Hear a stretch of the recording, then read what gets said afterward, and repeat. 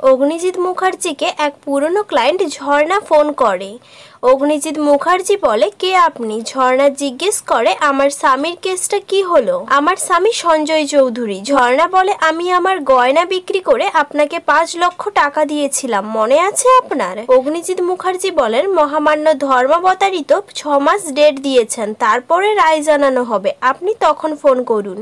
এই বলে ফোন রেখে দেয়। এদিকে গীতা ভাবে কে ফোন করেছিল। এরপরে ঝর্ণা কোর্টে এসে গীতার সাথে দেখা করে ও বলে, আপনি আমাকে চিনবেন না। ঝর্ণা বলে, আমি আপনাকে একটা কেসের দায়িত্ব দিতে চাই, আমার স্বামী অনেক দিন ধরে মিসিং। গীতা জিজ্ঞেস করে, আপনার কেসটা কে লড়েছেন এতদিন ধরে? ঝর্ণা বলে, অগ্নিজিৎ মুখার্জি। ঝর্ণা বলে, আপনার শ্বশুর মশাই এতদিন ধরে কাঁড়ি কাঁড়ি টাকা নিয়ে গেছেন, এমনকি আমি নিজের গয়নাও বিক্রি করে দিয়েছি, তার বদলে শুধু ডেটের পর ডেট পেয়েছি। এরপরে ঝর্ণা বলে, আপনার শ্বশুর মশাই উকিল হিসেবে মোটেও ভালো মানুষ নন। এটা শুনে গীতা রেগে ওঠে ও বলে, ভদ্রভাবে কথা বলুন, কার সম্বন্ধে আপনি এসব কথা বলছেন? তখনই সেখানে ভজন এসে বলে, ও কেসটা লড়বে না, কারণ অগ্নিজিৎ মুখার্জি ওর শ্বশুর মশাই হন। এরপরে অগ্নিজিৎ মুখার্জি কোর্টে এসে ঝর্ণাকে দেখে বলে, আপনি এখানে কি করছেন? আপনাকে তো ডেট দেওয়া হয়েছে, আপনি ওই দিন আসুন, এখন যান। গীতা অগ্নিজিৎ মুখার্জিকে জিজ্ঞেস করে, ও বিচার পায়নি কেন বাবা?